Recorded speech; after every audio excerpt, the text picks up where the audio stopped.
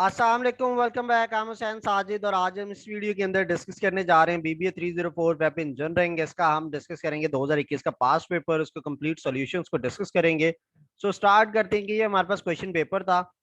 अच्छा, आपका इस वीडियो के अंदर अगर कहीं भी आपको कोई भी मसला आता है तो ये साथ साथ स्क्रीन पे लेफ्ट साइड पे मेरा नंबर चल रहा है, तो आप इस पर कभी भी टेक्स्ट कर सकते हैं। और ये व्हाट्सएप ऑनली है, तो आप व्हाट्सएप करके कोई भी क्वेश्चन हो, कोई भी क्यूरी हो तो आप पूछ सकते हैं। इस क्वेश्चन के अंदर ये सब्जेक्टिव पार्ट था 50 मार्क्स का। और पहला जो क्वेश्चन है क्वेश्चन नंबर 2, क्वेश्चन नंबर 1 में 10 एमसीक्यूज होते हैं, वो सेपरेट पेपर होता है। और ये क्वेश्चन नंबर 2 है। पेपर 2 के अंदर क्वेश्चन नंबर 2 जो है ये 20 मार्क्स का, इसमें 5 शॉर्ट क्वेश्चन है आपको, 4 4 मार्क्स हर क्वेश्चन के डिस्ट्रीब्यूशन है। फिर उसके बाद तीसरा क्वेश्चन है, ये लॉन्ग क्वेश्चंस में आ जाते हैं और ये 6 6 मार्क्स के 5 क्वेश्चंस हैं, तो इनको आपने सॉल्व करना है। पहला क्वेश्चन है, what is difference between cell spacing and cell padding, what is style sheet, give example of style sheet, how to link style sheet to a web page, what is meant by session in a website, what is dynamic page, give example language in which we create dynamic pages। और फिर आपने इन questions के answers करने हैं। Write HTML code to create a table, write HTML code to create a page with two parts having one picture and other hyperlink, write a ASP code to create a login page and then display the welcome message, how to create send values from one page to another and differentiate between XML and HTML। तो पहले question की तरफ solution की तरफ जाते हैं। अगर आप नए हैं और आपने अभी तक मेरा चैनल सब्सक्राइब नहीं किया, youtube.com ओपन कीजिए और हुसैन साजिद सर्च कीजिए। इसका user name Hussain Sajid official है, इसको लाजमी सब्सक्राइब करिए और बेल आइकन भी प्रेस कीजिएगा ताकि रिलेटेड वीडियो जो आएंगी नेक्स्ट टाइम वो आपको मिलती रहे। इसके अलावा अगर आप फेसबुक यूजर हैं, सेम यूजर नेम के साथ मेरा फेसबुक पेज है, मुझे यहाँ भी सपोर्ट कीजिए, मेरा पेज लाजमी लाइक कीजिए। और इसके अलावा same user name Hussain Sajid official के साथ इंस्टाग्राम अकाउंट है, यहाँ पर भी आप इसको फॉलो लाजमी कीजिए। और आपकी कोई भी क्यूरी हो तो आप यहाँ पर भी पूछ सकते हैं। और मैं अपने फेसबुक इंस्टाग्राम पे अक्सर आपसे रिलेटेड चीजें शेयर करता रहता हूँ, तो इनको लाजमी विजिट करता रहा करें। तो क्वेश्चन की तरफ आते हैं। हमने पहला question, what is difference between cell spacing and cell padding. So cell padding क्या होती है? It is a space between cells edges and the cell content, यानी एक सेल है, उसके एज और उसके कंटेंट के दरमियान में जो एक आप कह लें स्पेस होती है, उसको आप सेल पैडिंग कहते हैं। बाय डिफॉल्ट ये स्पेस जो है वो 0 होती है सेल पैडिंग की, और आपने ऐड करने के लिए CSS की पैडिंग प्रॉपर्टी होती है, उसको यूज करते हैं। तो ये एक सेल टेबल हेड है और टेबल डिवीजन है, इसके ऊपर आप पैडिंग अप्लाई करते हैं 15 पिक्सल, तो ये चारों तरफ से उसको 15 पिक्सल का गैप दे देता है, space up down right left. लेकिन अगर आप डिफरेंट करना चाहते हैं राइट लेफ्ट अप डाउन की, तो आप पैडिंग डैश टॉप जो है ये अप पैडिंग करती है। इसके बाद आपने 10 पिक्सल लिख दिया तो ये ऊपर का 10 पिक्सल का गैप दे देगी। पैडिंग बॉटम है तो ये नीचे से सेल का गैप देगी। पैडिंग लेफ्ट है तो लेफ्ट से देगी, राइट है तो राइट से ये गैप देगी। दूसरा आता है सेल स्पेसिंग। क्या होती है cell spacing? Is the space between each cell, यानी पैडिंग क्या होती है? सेल के अंदर दीवारों और कंटेंट के दरमियान में जो गैप होता है। जबकि सेल स्पेसिंग क्या होती है? दो सेल्स के दरमियान में जो गैप होता है, जैसे आपने दो चेयर्स रखनी होती है तो फासले पे रखते हैं, इसको आप सेल स्पेसिंग कहते हैं। बाय डिफॉल्ट ये 2 पिक्सल्स पे होती है। अगर आपने इसको चेंज करना होता है तो आप CSS की बॉर्डर स्पेसिंग की प्रॉपर्टी को यूज करते हैं।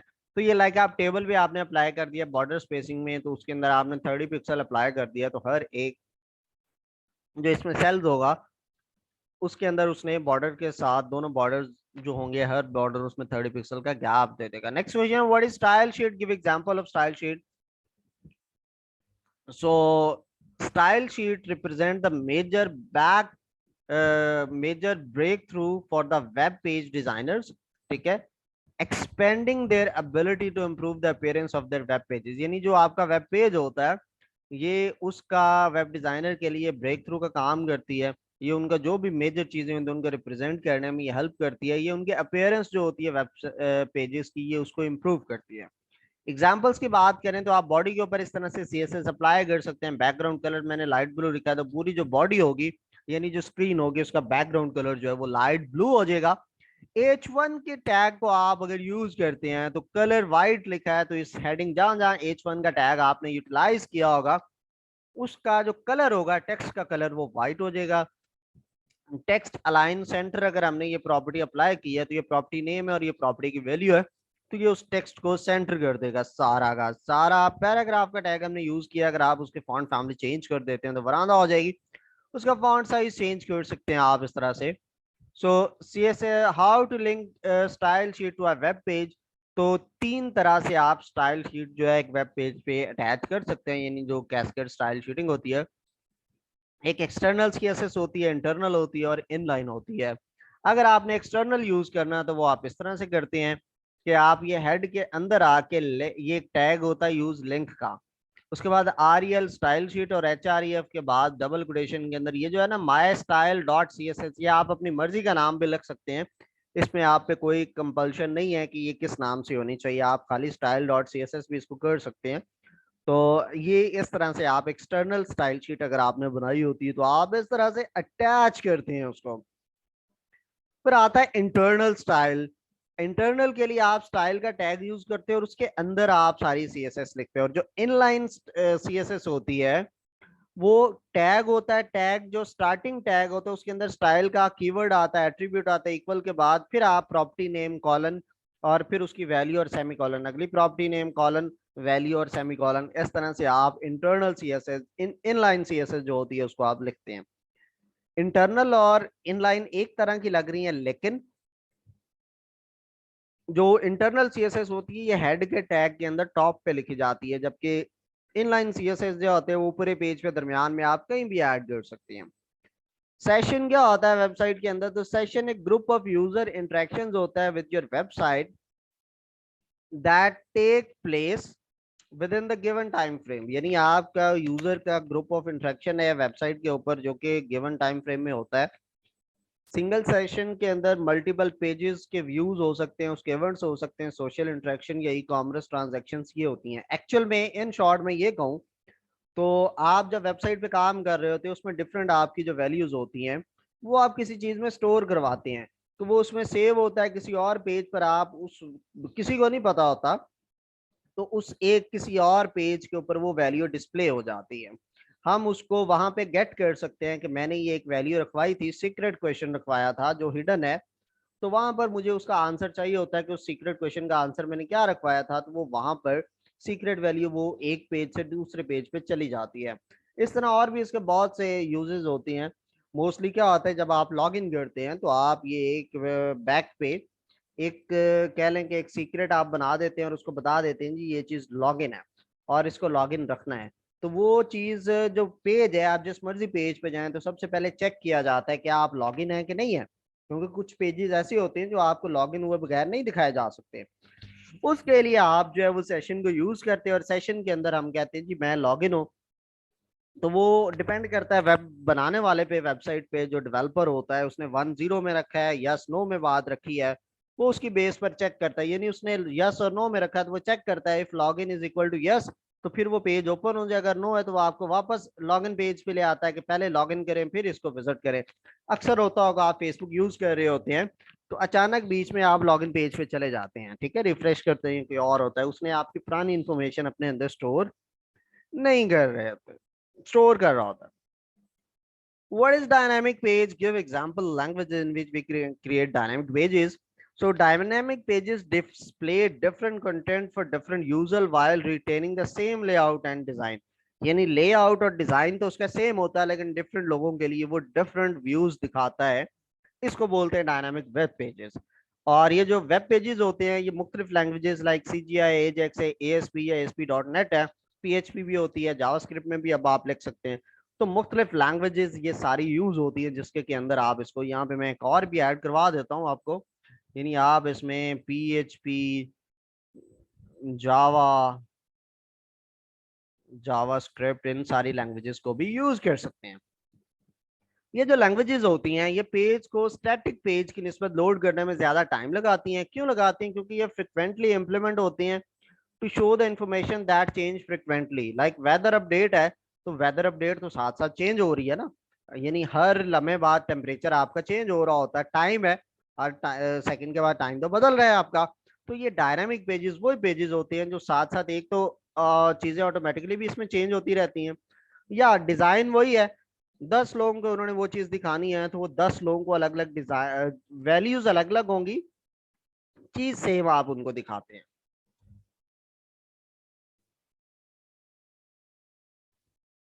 नेक्स्ट हमारे पास क्या आता है कि आंसर द फॉलोइंग क्वेश्चंस, और इसके अंदर 5 क्वेश्चंस हैं, 6 मार्क्स का एक एक क्वेश्चन है। टोटल ये हमारे 30 मार्क्स के क्वेश्चंस हैं। Write HTML code to create a table. तो ये आप लेस देन का साइन लिखते हैं टेबल, और इसके विड्थ और बॉर्डर इक्वल 1 कर देते हैं। TR उसमें रोज के लिए होता है, और ये जो TH या TD है ये कॉलम्स होते हैं, ठीक है। और जो कॉलम आप चाहते हैं कि वो वैल्यू बोल्ड होके नजर आए, तो उसको जो है वो उस कॉलम को आप TH कर देते हैं, ठीक है। यानी ये TR है, इसके अंदर ये TD है, और ये मैंने serial number, name, class, subject, 4 columns नजर आएंगे, और उसके नीचे उसकी वैल्यूज एंटर्ड होंगी। तो आप सिंपल से ये वैल्यूज हमने लिखी हैं। फिर ये SR के नीचे 1 आएगा सीरियल नंबर, नेम के नीचे जो आएगा हुसैन साजिद आएगा, क्लास जो है वो MSCS है, और सब्जेक्ट जो है आर्टिफिशियल इंटेलिजेंस। ये इसके नीचे एक पूरा टेबल इस तरह से बन जाएगा। TR का मतलब टेबल रो है, तो जो नेक्स्ट रो बनेगी वो भी इसी तरह से ही बनेगी। उसके अंदर आपका क्या है कि सीरियल नंबर के नीचे 2 आएगा, नेम के नीचे मिसेस हुसैन साजिद आएगा, और क्लास के नीचे BSCS आएगा, और सब्जेक्ट के नीचे जी उनका कंप्यूटर प्रोग्रामिंग है, ठीक है। तो आप ये वैल्यूज चेंज भी कर सकते हैं, मैंने आपको सैंपल के लिए बता दिया है। नेक्स्ट क्वेश्चन हमारे पास आता है, write HTML code to create a page with 2 parts, one having picture and other having hyperlink. So HTML page आप हैश ये जो है डॉक टाइप HTML से स्टार्ट करते हैं। HTML से स्टार्ट हुआ, HTML पे एंड है, हेड है, और हेड एंड हो गया, इसके अंदर टाइटल का टैग आता है, फिर बॉडी स्टार्ट होती है, और ये कमेंट है how to load a image, और उसका ये मैंने सब लिख दिया है, IMG स्पेस SRC इक्वल, और ये इमेज का नेम है, लाइक आपका टेस्ट डॉट JPG या डॉट PNG, तो वो इधर आ जाएगा, और ऑल्ट के बाद ये एक टेक्स्ट है। ये क्या होता है, समटाइम इमेज शो नहीं हो रही होती, ब्रोकन इमेज आ रही होती है, तो वहां पे ऑल्ट का टैग हो तो वहां पे एक टेक्स्ट के साथ मैसेज आ जाता है। फिर सेकंड उसने क्या पार्ट कहा है कि हाइपर लिंक, तो वो how to link another page using hyperlink, तो वो ए का टैग होता है HREF, और ये वो हाइपर लिंक है, ये मेरे यूट्यूब चैनल का लिंक दिया हुआ है, टारगेट अंडरस्कोर ब्लैंक है, कि क्लिक होगा तो न्यू पेज पे ओपन होगा ये न्यू टैब के अंदर, और हुसैन साजिद लिखा ये टेक्स्ट है, इसके ऊपर हम क्लिक करेंगे, और एंकर का टैग क्लोज हो गया, ये बॉडी का टैग क्लोज है, और ये HTML का टैग क्लोज हो जाता है।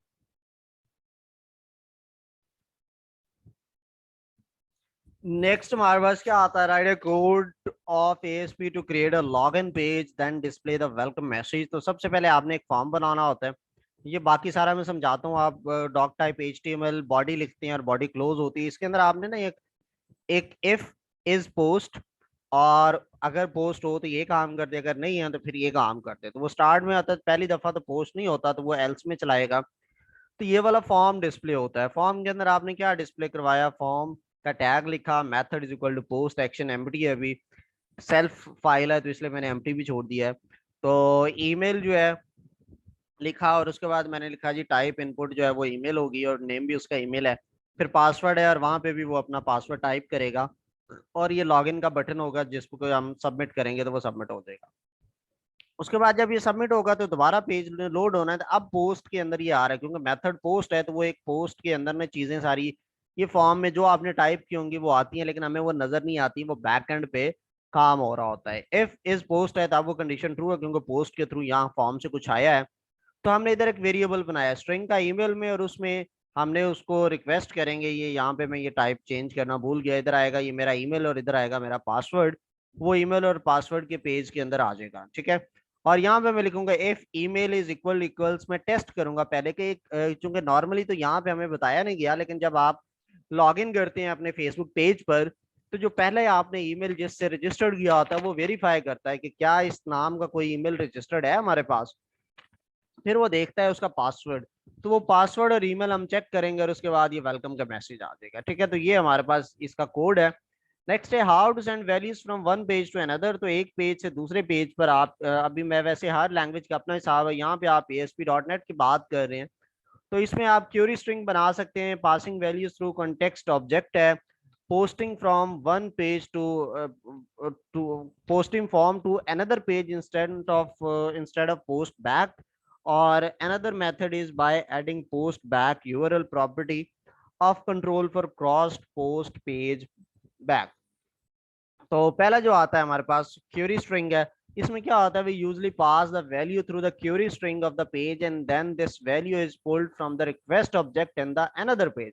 क्यूरी स्ट्रिंग क्या होती है, जो आपके टाइप पे लिखा होता है ना facebook.com/ उसके आगे बहुत सारी चीजें आपको नजर आ रही होती हैं, उसको हम क्यूरी स्ट्रिंग बोलते हैं।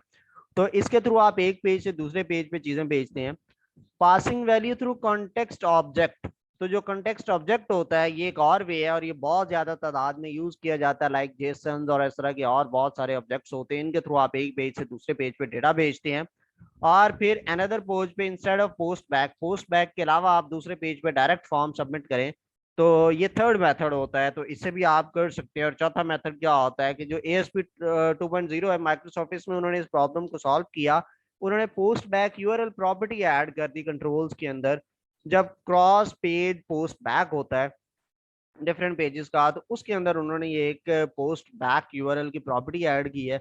इससे क्या होता है, इस प्रॉपर्टी से आप इन चीजों को कंट्रोल कर सकते हैं और आपका काम हो जाता है। लास्ट क्वेश्चन है, differentiate between XML and HTML. The key difference between XML and HTML is that XML is a framework for the specifying markup languages।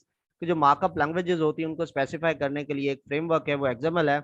जबकि HTML जो है वो एक मार्कअप लैंग्वेज है इटसेल्फ, ठीक है। तो इसमें मेन डिफरेंसेस ये हैं हमारे पास। और आपका स्टिल कोई भी क्वेश्चन हो तो लेफ्ट साइड पे मेरा व्हाट्सएप नंबर आ रहा है, और इसके अलावा मेरा यूट्यूब चैनल है, इसको भी सब्सक्राइब करना मत भूलिएगा कि आपको रेलेवेंट चीजें मिलती रहे।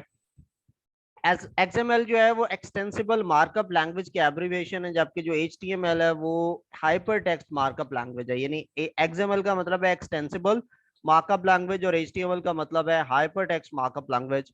XML जो है मेनली फोकस किस पे कर रहा है कि डेटा ट्रांसफर पे, जबकि HTML जो है उस डेटा को डिस्प्ले करने पे फोकस करता है, उसकी प्रेजेंटेशन पे। XML जो है वो कंटेंट ड्रिवन है, जबकि HTML जो है वो फॉर्मेट ड्रिवन है, ठीक है। XML के अंदर कंटेंट देखा जाता है कि आप डेटा क्या भेज रहे हैं, और HTML के अंदर देखा जाता है उस डेटा का फॉर्मेट क्या है, किस अंदाज में आप उस डेटा को बना रहे हैं। XML जो है वो केस सेंसिटिव है, HTML केस सेंसिटिव नहीं होता। केस सेंसिटिव का मतलब होता है स्मॉल और कैपिटल लेटर। केस सेंसिटिव है तो आपने अगर स्मॉल लेटर लिखा है और कैपिटल, तो वो दोनों अलग अलग चीजें कंसीडर की जाएंगी। XML provide name spaces support, जबकि HTML नेम स्पेस की सपोर्ट प्रोवाइड नहीं करता। XML जो है वो क्लोजिंग टैग इसमें स्ट्रिक्ट है, यानी स्टार्टिंग टैग के बाद क्लोजिंग होना जरूरी है, HTML के अंदर जरूरी नहीं है। आपने देखा होगा BR का टैग है, उसका क्लोजिंग टैग नहीं होता। XML tags are extensible where HTML tags are limited. XML tags are not predefined, HTML tags are predefined। predefined का मतलब है पहले से वो बना हुआ और उसका एक खास मतलब है, आप उसको उसी पर्पस के लिए यूज करेंगे, ठीक है। तो ये हमारा था इसका 2021 का पास्ट पेपर। आपका कोई भी क्वेश्चन हो तो मेरे फेसबुक पेज, इंस्टाग्राम या यूट्यूब के थ्रू या इस व्हाट्सएप नंबर के थ्रू मेरे से कांटेक्ट कर सकते हैं। अपना ढेर सारा ख्याल रखिएगा, अगली वीडियो में आपसे फिर मुलाकात होती है, तब तक अल्लाह हाफिज।